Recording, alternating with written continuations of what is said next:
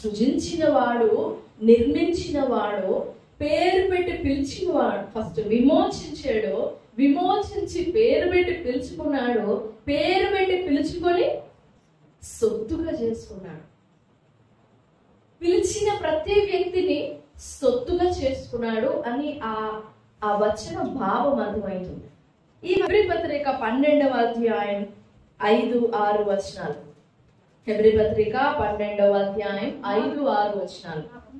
నా కుమారుడా, ప్రభువు చేయు శిక్షను తృణీకరించకుము. ఆయన నిన్ను గద్దించినప్పుడు విసుగకుము. ప్రభువు తాను ప్రేమించిన వానిని శిక్షించి తాను స్వీకరించు ప్రతి కుమారుని దండించును అని కుమారులతో సంభాషించినట్లు మీతో సంభాషించు ఆయన హెచ్చరికను మర్చితిరి. క్రింద 7వ వచనం మరొకరు చదవండి. శిక్షా ఫలము పొందుటకై మీరు సహించుచున్నారు. దేవుడు కుమారులనుగా మిమ్మును చూచుచున్నాడు. తండ్రి శిక్షింపని కుమారుడెవడు? కుమారులైన వారందరూ శిక్షలో పాలు పొందుచున్నారు. మీరు పొందని ఎడల దుర్బీజులే గాని 9-10 మరొకరు చదవండి. మరియు శరీర సంబంధులైన తండ్రులు మనకు శిక్షకులై ఉండిరి. వారి యందు భయభక్తులు కలిగి ఉంటిమి. అట్లయితే ఆత్మలకు తండ్రి అయిన వానికి మరెక్కువగా లోబడి బ్రతకవలని కదా. వారైతే కొన్ని దినముల మట్టుకు ఇష్టం వచ్చినట్టు శిక్షించిరి గాని మనము తన పరిశుద్ధతలో పాలు పొందవలెనని మన మేలు కొరకే శిక్షిస్తున్నాడు. ఇక్కడ కుమారులైన వారిని శిక్షిస్తాడు. 7వ వచనంలో దేవుడు మిమ్మును కుమారులనుగా చూస్తున్నాడు. అయితే కుమారులనుగా చూసినప్పుడు తండ్రి శిక్షింపని కుమారుడు ఎవరు? తండ్రి శిక్షింపని కుమారుడు ఎవడు? దేవుడు మిమ్మును కుమారులనుగా చూస్తున్నాడు. గర్భములో రూపించినాడు, గర్భములో సృజించినాడు. దేవుడు మిమ్మును కుమారులనుగా చూస్తున్నాడు.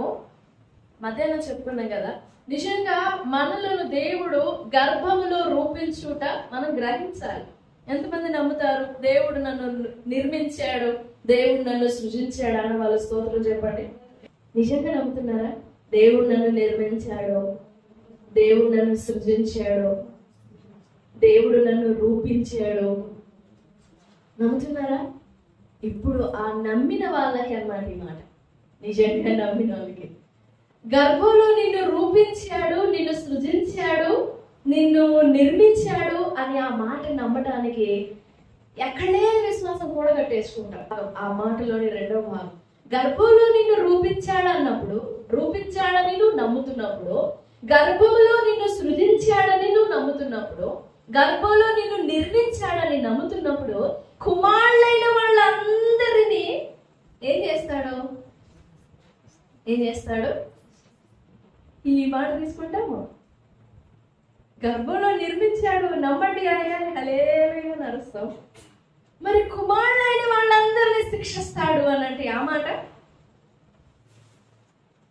గర్భంలో నిన్ను రూపించినాడని నమ్మే నీవు, గర్భంలో నిన్ను సృజించాడని నమ్మే నీవు, అద్భుతంగా, fearfully, wonderfully, curiously, beautifully, amazingly, gorgeously I was made అని నమ్మే నీవు కుమారులైన వాళ్ళందరూ శిక్షలో పాలు పొందాలనే మాట నమ్మువా? Let it be there. And the next one, 8వ వచనం, కుమారులైన వాళ్ళందరూ శిక్షలో పాలు పొందుచున్నారు, మీరు పొందని ఎడల. కుమారులైన వాళ్ళందరూ శిక్షలో పాలు పంపులు పొందుతారు, పాల్గొంటారు, పాలందుతారు. కానీ శిక్షలో పాల్గొనని వారెవరు? దుర్బీజులు. మన భాషలో, పరిశుద్ధ గ్రంథ భాషలో మాట్లాడితే దేవుని వాళ్ళు కాదు, దేవుని కుమారులు కాదు అని. ఇప్పుడు గర్భములో రూపించబడినామని నమ్ముతున్నాము. గర్భములో నిర్మించబడినామని నమ్ముతున్నాము. రహస్య స్థలములలో, అగాధ స్థలములలో నిర్మించినాడు అని నమ్ముతున్నాము. మరి అప్పుడు కుమారులైన వాళ్ళందరినీ శిక్షలో పాలు చేయనప్పుడు, శిక్షించినప్పుడు నీవు నేను శిక్షలో పాల్గొనొద్దా? శిక్షింపబడవద్దా? మనం నిర్మింపబడినాము అని అంటే వెంటనే పర్సనల్ గా తీసుకుంటాం. దేవా నన్ను నిర్మించామయ్యా, దేవా నన్ను సృజించామయ్యా, మరి నేను శిక్షింపబడాలి. ఎప్పుడన్నా అలా ప్రార్థన చేసుకుంటామా? దేవా నన్ను శిక్షించేయ, దేవా నన్ను నల్లగొట్టేయ్యా, అస్సలు నాలో శరీర సారం లేకుండా పిండేయ్యా అడుగుతాం. అట్లాగా ఎప్పుడైనా మన ప్రార్థనలో భాష కనపడుతుందా? ఫారెన్ భాష అన్నమాట అది. ఆ మాటలు కనపడతాయా? కానీ రాత్రికాల సమయంలో దేవుడు వింటారా? నిజంగా నీవు దేవుని చేత నిర్మింపబడినప్పుడు, ఆ మాట నీవు గ్రహించినప్పుడు నువ్వు ఖచ్చితంగా శిక్షలో పాల్గొంటావు. శిక్షింపబడాలి అని వేడుకుంటావు, దేవుడు కూడా నిన్ను శిక్షిస్తాడు. ఒకవేళ దేవుడు నిన్ను శిక్షించట్లేదు అంటే దాని అర్థం ఏంటి? బిడ్డలో కాదు అంతే. ఇంకా శిక్షలో కుమారులైన వాళ్ళందరూ శిక్షలో పాల్గొంటున్నారు. శిక్షలో పాల్గొందని వారు దుర్బీజులే గాని కుమారులు కారు. ఆ మాటలు కూడా అట్లా వచ్చి ఈ 12వ అధ్యాయం 5వ వచనంలో ఉంది చూడండి. 5, 6 కలిసి ఉన్నాయి కదా. దాంట్లో ఒక లైన్ లో 2 మాటలు ఉన్నాయి. ఆ మాటలు చెప్పుకొని ముగించుకుందాం. నా కుమారుడు ప్రభు చే శిక్ష తృణీకరించము, ఆయన నిన్ను గద్దించినప్పుడు విసుగుము. ఈ మాట జాగ్రత్తగా గమనించండి. ప్రభు తాను ప్రేమించు వానిని శిక్షించి తాను స్వీకరించు ప్రతి కుమారుని దండించును. The Lord chasteneth and scourgeth every son whom he receiveth. The Lord loves, chastises the one who loves, one he loves, and scourgeth one he receiveth.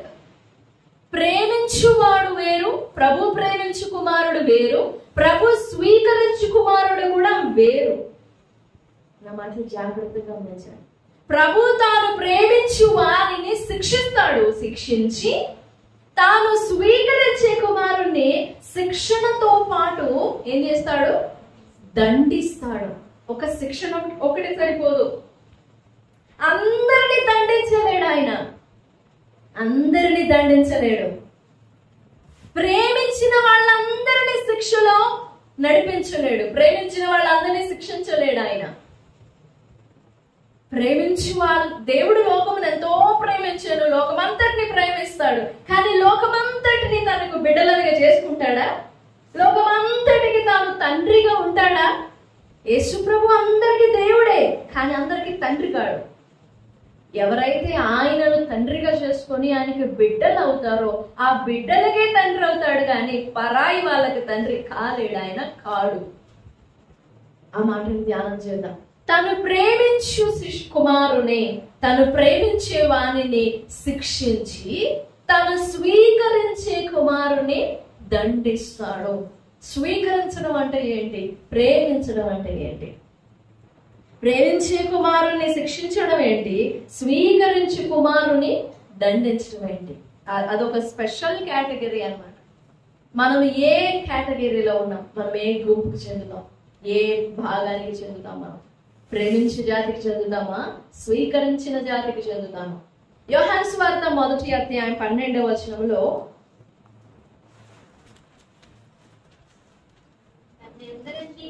ఎందరు అంగీకరించిరో వారికందరికి, అనగా తన నామమునందు విశ్వాసముంచిన వారు దేవుని పిల్లలగుటకు ఆయన అధికారం అనుగ్రహించాడు. చాలు. ఇప్పుడు ఇదే హెబ్రీ పత్రిక 5వ అధ్యాయం 7వ వచనం చూడండి.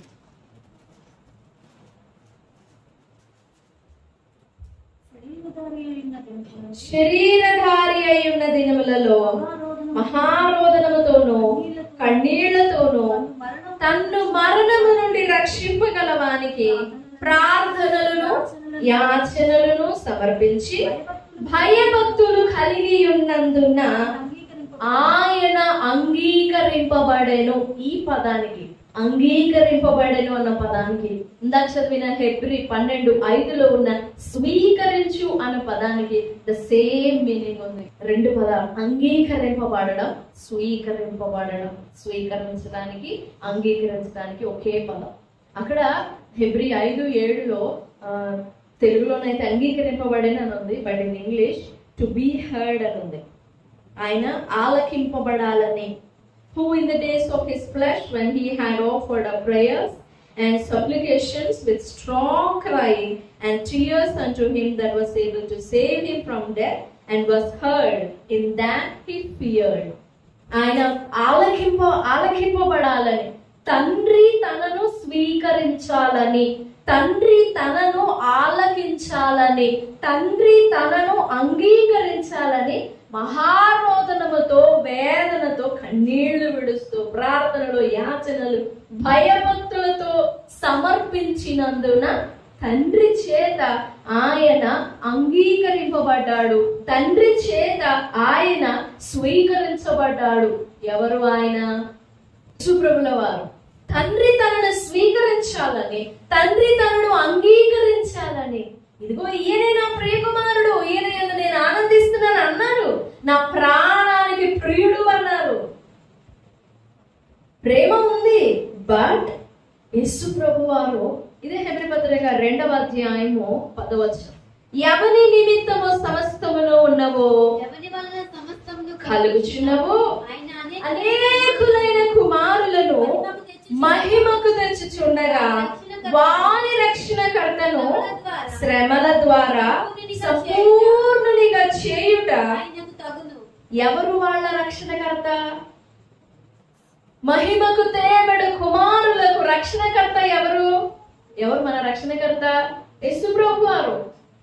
యేసు ప్రభు వారు మహిమ అనేకులైన కుమారులను తండ్రి వలన, తండ్రి చేత స్వీకరించబడుటకై అనేక మంది ప్రజలను, విశ్వాసముంచు ప్రతి వారిని తండ్రికి కుమారులనిగా చేయుటకై మహిమలోనికి తెచ్చినప్పుడు, మహిమలోనికి తీసుకుని రావడానికి ఆ భాగ్యం, ఆ మహిమా భాగ్యం ప్రభువునకు, కుమారునికి దయచేయడానికి తండ్రి అనుమతించిన శ్రమ, అనుమతించిన వేదన, అనుమతించిన శిక్షణ. కుమారుడు శిక్షలో పాల్గొంటున్నట్లుగా. ఎవరు? యేసు ప్రభుల వారు. నా యందు నేరం ఉన్నదని మీలో ఎవడైనా స్థాపించగలడా అన్నారు. ఆయన శ్రమల ద్వారా శిక్షలో పాల్గొన్నారు. ఆయన శిక్షలో పాల్గొందుట వలన స్వీకరించబడ్డారు. ఆయన అంగీకరింపబడ్డారు. మహావేదనతో, రోదనలతో, కన్నీళ్లతో ప్రార్థించి అంగీకరింపబడ్డారు. ఇప్పుడు మనము రూపించబడచ్చు, సృష్టింపబడచ్చు, నిర్మించబడచ్చు, ప్రేమింపబడను వచ్చు. కానీ మనము శిక్షింపబడకపోతే, అది దేవుని వలన, దేవుని చేత మనము శిక్షణలో నడవకపోతే మనము కుమారులుగా స్వీకరింపబడము. Praise the lord. కుమారులుగా స్వీకరింపబడము. మనము శిక్షలో పాల్గొనాలి. దేవుని శిక్షలో నడవాలి. కుమారులైన వారిని శిక్షిస్తాడు. ఆ శిక్షణలో వేదనలు ఉంటాయి, శ్రమలు ఉంటాయి, ఇబ్బందులు ఉంటాయి, రక్తము కారణంతగా పోరాటాలు ఉంటాయి. మనుషులతో కాదు, శరీరానికి ఆత్మకి మధ్య పోరాటాలు ఉంటాయి. ఎన్నో శిక్షణలు ఉంటాయి. శరీర సంబంధులైన తండ్రులు కొంతకాలం మనకు శిక్షకులు అయ్యి ఉండి తమకి ఇష్టం వచ్చినట్టు మనలను శిక్షించేవి. కానీ మనము తన పరిశుద్ధతలో పాలు పొందవలనని తండ్రి మన మేలు కొరకు శిక్షిస్తున్నాడు. తండ్రి చేయు శిక్షణకు కారణం ఏంటి? మనలను పరిశుద్ధతలో నడిపించడానికి, మనలను పరిశుద్ధపరచడానికి మనలను శిక్షిస్తాడు. మన జీవితంలో అనుమతించే ప్రతి పరిస్థితులు కూడా మనలను దేవుడు శిక్షించినవే. విశ్వసించు హృదయంలో, విశ్వాస జీవితంలో దేవుడు అనుమతించే ప్రతి శోధన నుండి కూడా, ఓ దైవ సేవకుడు అన్నాడంట, వాళ్ళ సంఘంలోని ఓ విశ్వాసం వచ్చి, అయ్యా నాకు ఎన్ని శ్రమలు వస్తున్నాయి, నాకు ఎన్ని బాధలు వస్తున్నాయి, నాకు ఎన్ని వేదనకి ఒక బిలీవర్, ఒక విశ్వాసి వచ్చి మాట్లాడినప్పుడు నేను వీటి నుండి ఎలా విడుదల పొందాలయ్యా, నాకు దుఃఖ దినాలు ఎప్పుడు సమాప్తం అవుతాయి, నా బాధలన్నీ ఎప్పుడు ముగించబడతాయో చెప్పయ్యా అని ఆయన సమాధానం చెప్పారంట. ఫలానా 2025 సంవత్సరం డిసెంబర్ 21వ తారీఖున నువ్వు నీ బాధల నుంచి, నీ శోధల నుంచి విడుదల పొందుతావు అని చెప్పకుండా ఆయన ఒక మాట చెప్పారు. నువ్వు ఇన్ని శ్రమలు అంటున్నావు కదా, ఇన్ని శోధనలు అంటున్నావు కదా, ఇన్ని వేదనలు అంటున్నావు కదా, వాటి నుండి నువ్వేం నేర్చుకున్నావు?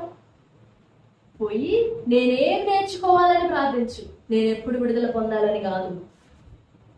సాధారణమైన ప్రార్థన ఏంటంటే, దుఃఖం కలగగానే దేవా నా కన్నీళ్లు తొడవా, నా బాష్ప బిందులు తుంచేవా, ఏదన్నా బాధ కలగగానే దేవా నన్ను గట్టెక్కించు, దేవా నన్ను ఈ పరిస్థితి నుంచి దాటించు. Common prayer, common sense of a Christian believer. కానీ మనం చేయాల్సిన ప్రార్థన ఏంటంటే, దేవా ఏం నేర్చుకోవాలి నేను దీని నుండి, నాకేం నేర్పించాలనుకుంటున్నావు? యాకోబు తను బాగా ప్రేమించిన, చాలా ప్రేమ పెట్టుకున్నాడు భార్య మీద. ఎవరామె?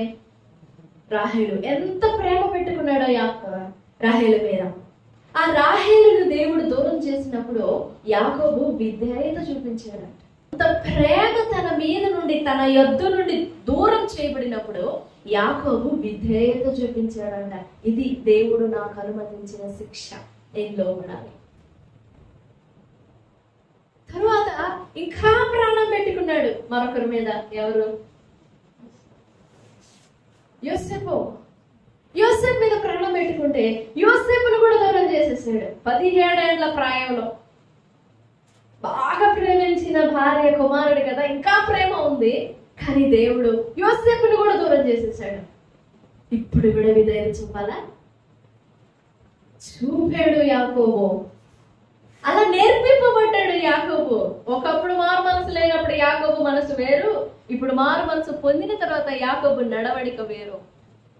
విధేయత చూపడంట. ఇదిగో ఈ శిక్ష, నా కుమారుని దూరం చేశాను. శిక్ష.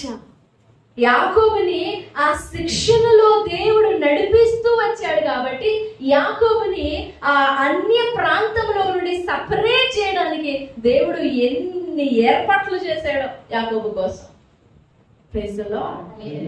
శిక్షలో మనం నడిపించబడాలి. దేవుడు మన మీద శ్రద్ధ పెట్టినప్పుడు, జాగ్రత్తగా గమనించండి, మన మీద శ్రద్ధ పెట్టినప్పుడు, మన మీద దృష్టి పెట్టినప్పుడు ఖచ్చితంగా మనల్ని శ్రమల గుండా నడిపిస్తాడు. ఎందుకనంటే దాన్ని అనుమతించి మనకి నేర్పిస్తాడు. దాని ద్వారా మనలను పరిశుద్ధపరుస్తాడు. దాని ద్వారా మనము పరిశుద్ధతను నేర్చుకున్నట్లుగా, పరిశుద్ధతలో నడుచున్నట్లుగా సహాయపడతాడు. కానీ చాలా మంది జీవితంలో నాకే బాధలు లేవు, నాకే దుఃఖాలు లేవు దేవా, నువ్వు నన్ను ఎంత ప్రేమిస్తున్నావు, నా కళ్ళకు కన్నీళ్లే రాకుండా చేస్తున్నావు, నా శరీరానికి గాయం అనేది, బాధ అనేది లేకుండా చేస్తున్నావు, నన్ను ఎంత నెమ్మదిగా ఉంచుతున్నావో, నన్ను నిజంగా ఎంత ప్రేమిస్తున్నావో అనుకుంటారు. బాధలు, శ్రమలు, వేదనలు లేకపోతే ఖచ్చితంగా దేవుడు నిన్ను ప్రేమించట్లేదని అర్థం. దేవుడు నీ మీద శ్రద్ధ పెట్టలేదని అర్థం. దేవుడు నిన్ను రూపించట్లేదు అని అర్థం. దేవుడు నిన్ను పరిశుద్ధ మార్గంలో నడిపించట్లేదు అని అర్థం. నీ మీద దృష్టి పెట్టినప్పుడు నువ్వు ఖచ్చితంగా శిక్షించబడతావు, శిక్షలో నడుస్తావు. పరిశుద్ధాత్మ దేవుడు మనల్ని అలా నడిపిస్తాడండి. అనుక్షణము కూడా పరిశుద్ధాత్మ చేయు కార్యములు, అనుక్షణం, ప్రతి క్షణం కూడా నిమిషము విశ్వాసం ఉంచాల్సిన పరిస్థితుల్లో మనల్ని నడిపిస్తాడు. నిన్న విశ్వాసం వచ్చే కదా, నిన్న సమస్య గెలిచేశాను, ఇంకా ఈ రోజు నుంచి ఇంకొక వారం వరకు బ్రేక్ తీసుకొని కొంచెం నెమ్మదిగా ఉంచుతాం ఈ బిడ్డని అని అనుకోడు దేవుడు. నిమిషం నీకు విశ్వాసం అవసరం అవుతుంది. నిమిషం నీకు ప్రాణముగా అక్కర పడుతుంది విశ్వాసం. అలాంటి పరిస్థితుల్లో పరిశుద్ధాత్మ దేవుడు నడిపిస్తాడు. అప్పుడు మాత్రమే మనం పరిశుద్ధపరచబడగలం. అలా నడిపించే ప్రయత్నించాడు 40 సంవత్సరాలు ఇశ్రాయేలీయుల్ని. కానీ వాళ్ళు లోబడలా. నిమిషం వాళ్ళు ఆయన మీద ఆధారపడాలి. పొద్దున పూట వెళ్ళి కావలసిన మన్నా గింజలు ఏరుకోవాలి, మరలా రావాలి, మరలా ఉదయానికి కూడా ఏరుకోవాలి, మరలా రావాలి, రోజు ఆధారపడాలి ఆయన మీద, రోజు ఆయన కృప మీద ఆధారపడాలి. పంపిస్తాడా పంపిస్తాడా పంపిస్తాడా? కడుపు నిండుతుందా, ఆకలి తీరుతుందా? పంటలు వేసుకునే అవకాశం లేదు, కొట్లు అలాంటివి ఏముండవు, షాపింగ్ మాల్ ఏముండవు. కురిపిస్తే పైనుంచి కురవాలి, వాటిని దంచుకొని తినాలి. ఒక్కొక్క నిమిషము వారి ప్రాణము, వారి జీవం దేవుని మీద ఆధారపడినట్లుగా చేశాడు. అలా నడిచారండి కాలేబు యెహోషువలు. ఆ శిక్షణలో నడిచారు కాబట్టి వారు వాగ్దాన దేశంలో స్వతంత్రించుకున్నారు. అలా నడిచి కూడా సడిగి గుడిగి రాలిపోయారు మరొక జనాంగం. వాళ్ళలో కాలేబు యెహోషువలను మినహాయించిన శేషం అంతా కూడా. నిజంగా ప్రతి క్షణము విశ్వాసం ఉంచవలసిన పరిస్థితులలో నువ్వు నడిపింపబడుతున్నావా?